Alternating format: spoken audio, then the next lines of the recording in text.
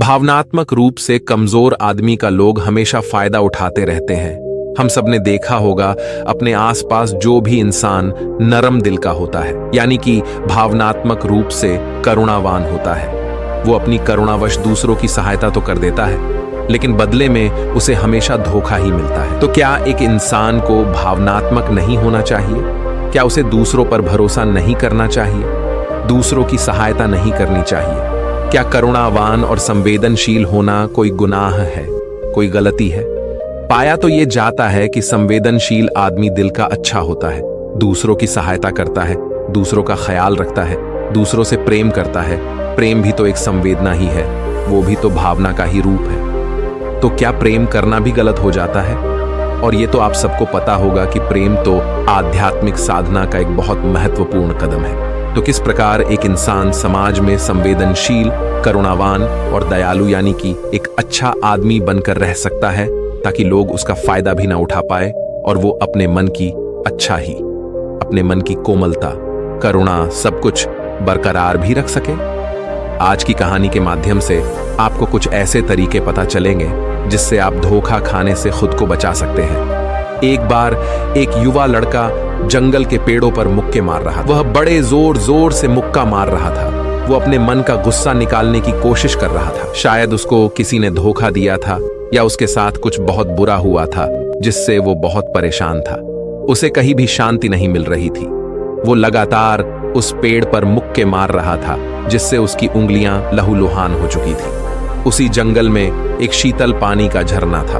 वहां पर एक भिक्षु रोज संध्या समय स्नान करने आया करते थे। ये उनका नित्य का नियम था।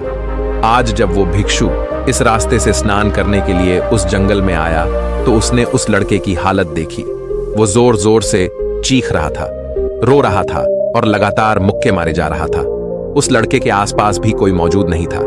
इससे उस भिक्षु को उस युवक की चिंता होने लगी। उसने सोचा कि कहीं मैं इससे ऐसे ही छोड़ दूं और कहीं ये आत्महत्या कर ले तो। ऐसे विचार आने के बाद भी भिक्षु ने कुछ नहीं बोला और वह लगातार उस युवक की तरफ देखे जा रहा था। भिक्षुक एकदम चुपचाप खड़ा हुआ था। उसने उस युवक से कुछ भी नहीं बोला, कुछ भी नहीं कहा, बस वो उसको लगातार देखता रहा। कुछ देर तक तो उस युवक ने उस भिक्षु को नजरअंदाज किया, लेकिन कुछ देर बाद उसे अजीब सा लगने लगा। उसने सोचा कि ना तो ये मुझे रोक रहा है और ना ही कुछ कह रहा है, ये तो बस देख ही जा रहा है। इसका क्या मतलब है? बड़ा अजीब आदमी है। ऐसे ही विचार उस लड़के के मन में उठने लगे थे। जब कुछ देर बाद भी वो भिक्षुक कुछ नहीं बोला तो लड़के ने अचानक से उससे पूछा कि महाशय, आप अपने रास्ते क्यों नहीं चले जाते? आपको क्या मतलब? आप खड़े हुए मुझे देख क्यों रहे हैं? भिक्षु ने बड़े शांत स्वर में कहा कि मैं तुम्हें रोक नहीं रहा हूं, तुमसे कुछ कह नहीं रहा हूं। तुम मुझसे, तुम्हें क्या परेशानी है? मेरी ही तरह ये पेड़ पौधे, ये पक्षी, ये सब तो तुम्हें देख ही रहे हैं। जब इनसे तुम्हें कोई परेशानी नहीं है तो मुझसे क्यों परेशानी है? यह सुनकर वो लड़का जोर से चीख कर बोला कि मुझे सबसे परेशानी है, मैं सबसे नफरत करता हूं। यहां सब धोखेबाज गद्दार होते हैं, कोई किसी का नहीं होता इस दुनिया में। और इस तरह बोलते बोलते वो फूट फूट कर रोने लगा। वो रोए जा रहा था और भिक्षुक उसे देखे जा रहा था। उसे चुप करने की कोशिश भी नहीं कर रहा था। यह बात तो उस लड़के को और ज्यादा अजीब लगी।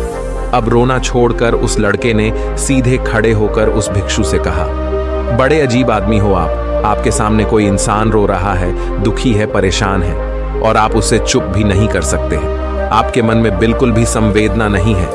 बड़े अजीब और कठोर हृदय साधु है। आपको अपने साधु होने पर खेद होना चाहिए। से ही ना जाने क्या क्या उल्टी सीधी बातें वो युवक उस भिक्षु को सुनाने लगा।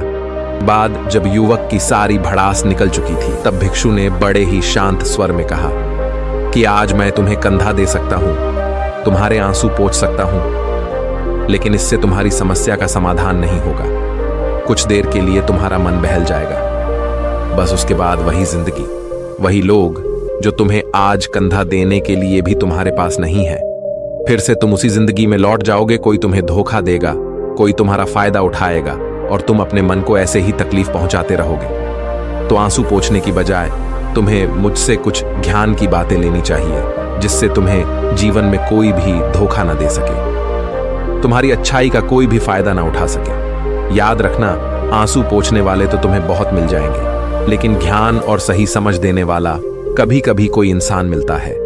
भिक्षु ने उसे बताया कि मैं पासी के झरने पर स्नान करने के लिए जा रहा हूं। बड़ा ही शीतल पानी है वहां का। अगर तुम चाहो तो तुम भी मेरे साथ चल सकते हो। यहां पर अकेले परेशान होने से अच्छा है कि तुम झरने के शीतल पानी में स्नान करो, जिससे तुम्हारा दिमाग, तुम्हारा मन, मस्तिष्क और तुम्हारा शरीर सब कुछ पवित्र हो जाए। यह सुनकर वो लड़का उस भिक्षु के पीछे पीछे चला गया। जंगल के बीचों बीच रास्ता झरने की तरफ जाता था। जंगल में सन्नाटा छाया हुआ था। उनके पैरों तले सूखे पत्तों के चरमराने की आवाज पूरे जंगल में गूंज रही थी। आज पूर्णिमा की रात थी और आसमान में चांद अपनी उजली रोशनी उस जंगल में फेंक रहा था। उस रोशनी में दोनों झरने की तरफ बढ़ते चले जा रहे थे। रास्ते में चलते चलते उस युवक ने उस भिक्षु से कहा कि महात्मा, आपकी जिंदगी मस्त है, आपको किसी चीज की कोई परेशानी नहीं। आपको पता है कि दुनिया में कैसे कैसे लोग बसते हैं, कितने धोखेबाज, कितने मक्कार, और सबसे बड़ी बात, अपने लोग ही धोखा देते हैं। जिनसे हम प्रेम करते हैं, जिनको अपना मानते हैं, जब उन्हीं से धोखा मिलता है तो कैसा महसूस होता है। कभी कभी तो लगता है कि भोले और दयालु लोगों के लिए ये दुनिया नहीं बनी है। ये धोखेबाजों के लिए है, मक्कारों के लिए है। वही यहाँ पर फलते फूलते हैं, वही आनंद से जीते हैं। और हमारे जैसे लोग जो दूसरों की सहायता करते हैं, दूसरों को अपना मानते हैं, वो हमेशा जीवन भर दुख में रहते हैं। यही जीवन की सत्यता है और यही संसार है जिसमें हमें रोज घुट घुट कर मरना पड़ता है। आपने सही किया, ऐसी जिंदगी को त्याग दिया, पीछे छोड़ दिया। अब बस अपने में मस्त, किसी से कोई परेशानी नहीं, किसी की कोई चिंता नहीं। मैं भी सोचता हूं कि मैं भी संन्यास ले लूं, छोड़ दूं इस दुनिया को। यह सुनकर उस भिक्षु ने कहा कि तुम्हें क्या लगता है, सन्यासी जीवन बहुत आसान होता है? भिक्षु ने बड़े शांत स्वर में कहा कि तुम्हें 2 वक्त की रोटी तो शांति से मिल जाती है, हमें तो कभी कभी वो भी नसीब नहीं होती। अगर भिक्षा मिल जाती है तो हम खा लेते हैं, वरना हमें भूखे ही सोना पड़ता है। यही सन्यासी जीवन है, हमें हमेशा नीचे सोना पड़ता है, सिर्फ एक लंगोट में रहना पड़ता है। चाहे कैसा भी मौसम क्यों ना हो, तो ये सब तुम्हें आसान लगता है तो तुम भी सन्यासी बन जाओ। युवक ने कहा कि आप कहते तो ठीक ही है, संघर्ष तो दोनों तरफ है, सांसारिक जीवन में भी और सन्यासी जीवन में भी। वैसे सांसारिक जीवन भी अच्छा है, लेकिन तब तक जब तक घर परिवार में सुख शांति बनी रहे, हमें धोखा ना मिले, हमारे लोग हमारा फायदा ना उठाए, हमसे झूठ ना बोले, हमें धोखा ना दे, तब तो जीने का आनंद होता है, वरना तो जीवन नर्क हो जाता है। भिक्षु ने कहा कि देखो, सन्यास अपने मन से लिया जाता है। जब हमारा मन कहता है कि हमें सन्यास के मार्ग पर सफलता हासिल करनी है, आगे बढ़ना है, तो वही सन्यासी जीवन सफल हो पाता है। लेकिन तुम अपने घर से परेशान होकर, दूसरे लोगों से परेशान होकर सन्यासी बनना चाहते हो, तो तुम्हारा सन्यासी जीवन भी कभी सफल नहीं होगा। इससे अच्छा तो तुम सांसारिक जीवन में अगर कुछ तरीके, कुछ नियम अपनाओ, तो दूसरे लोग तुम्हें धोखा नहीं दे पाएंगे। सबसे पहले तो यह समझो कि धोखा उन्हें ही मिलता है जो भावनात्मक रूप से कमजोर होते हैं, जिनका दिल जल्दी पिघल जाता है, जो दूसरों को दुख में नहीं देख पाते। ऐसे लोगों के साथ धोखे होने की संभावना ज्यादा होती है, क्योंकि कोई भी आदमी अपनी परेशानी बताकर, अपने को दुख में बताकर तुम्हारा फायदा उठा सकता है। क्या पता वो झूठ बोल रहा हो, वो दुखी होने का अभिनय कर रहा हो, लेकिन आपको तो सच ही लगेगा और उसके बाद कुछ समय बाद आपको पता चलता है कि आपके साथ धोखा हो गया और उसके बाद आपका मन अंदर से टूट जाता है। इसीलिए सबसे पहली बात ध्यान रखना कि किसी भी व्यक्ति को यह एहसास मत होने दो कि तुम भावनात्मक रूप से कमजोर हो। अंदर से तुम्हारा दिल नरम है। अगर उन्हें यह कमजोरी आपकी पता चल गई तो वो कोई ना कोई जाल रचकर आपका फायदा उठाने की जरूर सोचेंगे। चाहे आप अंदर से संवेदनशील हो, दूसरों की मदद करने वाले हो, लेकिन किसी को एहसास मत होने दो। ऊपर से कठोर बने रहो। जब लोगों को लगेगा कि इससे कुछ बोलने का फायदा ही नहीं है, ये आदमी कठोर है नहीं, पिघलेगा तो खुद ब खुद। वह लोग जो झूठे हैं, जो मक्कार है, वो आपके पास आएंगे ही नहीं। वो उन्हें चुनेंगे जो उनके आसान शिकार होंगे।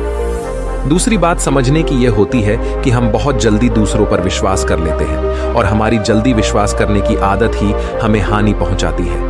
2 दिन तुम्हें किसी से मिले हुए नहीं होते और तुम एक दूसरे के हो जाते हो, एक दूसरे पर पूरा भरोसा करने लग जाते हो और यही भरोसा तीसरे दिन टूट भी जाता है और फिर तुम्हें धोखा मिलता है।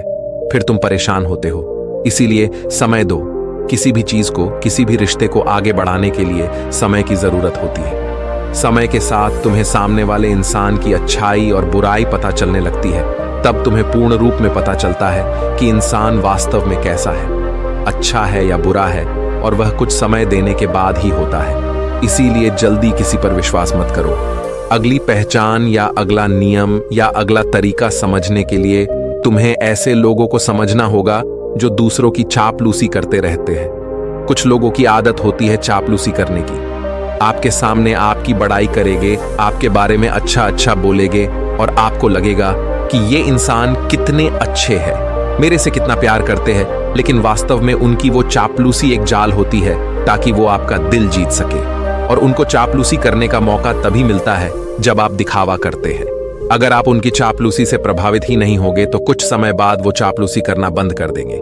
इसीलिए किसी के सामने दिखावा मत करो, वरना तो आप आकर्षण के केंद्र बन जाते हो। लोगों को लगता है कि शायद इसके पास बहुत धन संपदा है, इसीलिए इतना दिखावा कर रहा है, और इसी वजह से जो लोग आपका फायदा उठाना चाहेंगे वो आपके करीब आने की कोशिश करेंगे, आपकी चापलूसी करने की कोशिश करेंगे।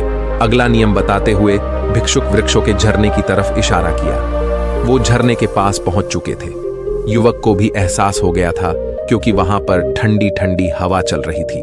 ढलान की तरफ जाते हुए भिक्षु ने कहा कि सांसारिक जीवन में एक बात समझने की ये होती है कि हम जिसकी सहायता कर रहे हैं, चाहे किसी भी रूप में, धन से, शारीरिक रूप से, आज इस भी अवस्था में हम किसी की सहायता कर रहे हैं, तो हमें यह ख्याल रखना चाहिए कि सामने वाला वापस कभी भविष्य में हमारी सहायता करने योग्य भी है कि नहीं है। अगर किसी को पैसा उधार दे रहे हो तो यह समझो कि उसके पास आपका कोई साधन है कि नहीं है। कल भविष्य में वह तुम्हें वापस कर पाएगा कि नहीं कर पाएगा। अगर वो नहीं करेगा तो तुम्हें तकलीफ होगी, तुम्हें दुख होगा। वैसे तो इंसान करुणावश भिखारियों को भी भीख देता है, लेकिन वो गलत नहीं है, क्योंकि जो भी पैसा अपने सामने वाले को दिया है उससे आपके ऊपर कोई ज्यादा प्रभाव नहीं पड़ेगा। अगर वो आपको वापस भी नहीं लौट आएगा तो किसी ऐसे इंसान को अगर पैसा देना हो जो भविष्य में कभी वापस नहीं लौटा पाएगा, तो उतना ही देना जिससे तुम्हारे ऊपर ज्यादा दबाव ना बने। अगर वो वापस भी ना लौट आए तो तुम्हें ज्यादा दुख ना पहुंचे। अब तक वो दोनों झरने पर पहुंच चुके थे। दोनों ने अपने कपड़े उतारे और उस झरने के शीतल पानी में कूद पड़े। पानी बहुत ठंडा था। उन दोनों की सारी थकान, सारी उदासी पल भर में ही दूर हो गई। स्नान कर लेने के बाद दोनों एक पेड़ के नीचे उस झरने के सामने ही बैठकर बातें करने लगे। भिक्षु ने उसे आगे समझाते हुए कहा कि शुरुआत में लोगों को नजरअंदाज करना सीखो। जब तुम किसी को शुरुआत में नजरअंदाज करते हो तो जो भी लोग किसी लालच की वजह से तुम्हारी तरह प्रभावित हो रहे थे, उनकी छंटनी हो जाएगी। जब तुम उनको नजरअंदाज करोगे तो वो 1-2 बार तुम्हारे पास आने की कोशिश करेंगे, उसके बाद वो तुमसे दूरियां बना लेंगे। और जो आदमी तुम्हारी इंसानियत, तुम्हारी अच्छाई देखकर तुम्हारे पास आएगा, वो नजरअंदाज करने के बावजूद भी तुम्हारे करीब ही बना रहेगा। और यही तो एक सच्चे इंसान की पहचान होती है। जो हमारे अपने होते हैं उनसे हम लड़ भी लेते हैं, झगड़ भी लेते हैं, उसके बावजूद वो हमारी बातों का बुरा नहीं मानते। चाहे थोड़े समय के लिए वो हमसे नाराज रहे हैं, लेकिन कुछ समय बाद फिर से हम एक हो जाते हैं। और यही तो घर परिवार का मतलब होता है, यही तो अपनों का मतलब होता है। इसीलिए शुरुआत में अनजान लोगों को नजरअंदाज करना सीखो, इग्नोर करना सीखो, ताकि धोखेबाज और मक्कार लोग तुम्हारे करीब ही ना पाए। अपनी इस वार्तालाप को खत्म करते हुए भिक्षु ने अपनी आखिरी बात बताते हुए कहा कि ये आखिरी सीख सबसे ज्यादा महत्वपूर्ण है। सब कुछ होने के बाद भी तुम्हें धोखे मिल सकते हैं, लेकिन अगर तुम अपने आंख और कान और अपना दिमाग खोल कर रखते हो, अगर तुम होश में रहोगे, ध्यान करोगे, तो तुम्हें इंसान की आंखें देखते ही समझ में आ जाएगा कि उसे तुमसे क्या चाहिए। तुम उसकी इच्छा हो और उसका स्वभाव उसकी आंखों में ही पढ़ सकते हो। लोगों की आंखों में, उनकी वाणी में, उनके स्वभाव में सब कुछ दिखाई देता है। बस हम ही अपनी आंखें मूंद कर रहते हैं। दूसरे लोगों से जानो, उसके रिश्तेदारों से जानो, उसके परिवार वालों से जानो कि वो इंसान कैसा है, दूसरों के साथ उसका व्यवहार कैसा है, उसकी पड़ताल करो। जब किसी पर विश्वास करो, ऐसे ही किसी पर विश्वास मत कर लेना। अपनी पूरी संतुष्टि करना। अगर तुम किसी के साथ लंबे समय तक भरोसा करना चाहते हो, किसी के साथ कोई संबंध बनाना चाहते हो, कोई दोस्ती करना चाहते हो या किसी की मदद करना चाहते हो, इन सभी परिस्थितियों में तुम्हें ये जरूर पता होना चाहिए ये दूसरे लोग उस इंसान के बारे में क्या सोच रखते हैं। ये दूसरे लोग उस इंसान के बारे में क्या सोच रखते हैं। इसके बाद तुम जीवन में कभी भी धोखा नहीं खाओगे और तुम्हें कभी भी जीवन में धोखे की वजह से तो पछताना नहीं पड़ेगा। इसी तरह की बातें करते हुए भिक्षु और वो लड़का दोनों जंगल से बाहर आ गए, अपने अपने घर को चले गए। तो दोस्तों, कैसी लगी ये कहानी? आपको कमेंट सेक्शन में जरूर बताना, और अगर आपका कोई सवाल हो तो वो भी आप कमेंट्स में लिखकर हमें बता सकते हैं। तो मिलते हैं किसी अगली कहानी में, तब तक के लिए अपना ख्याल रखें। नमो बुद्धाय।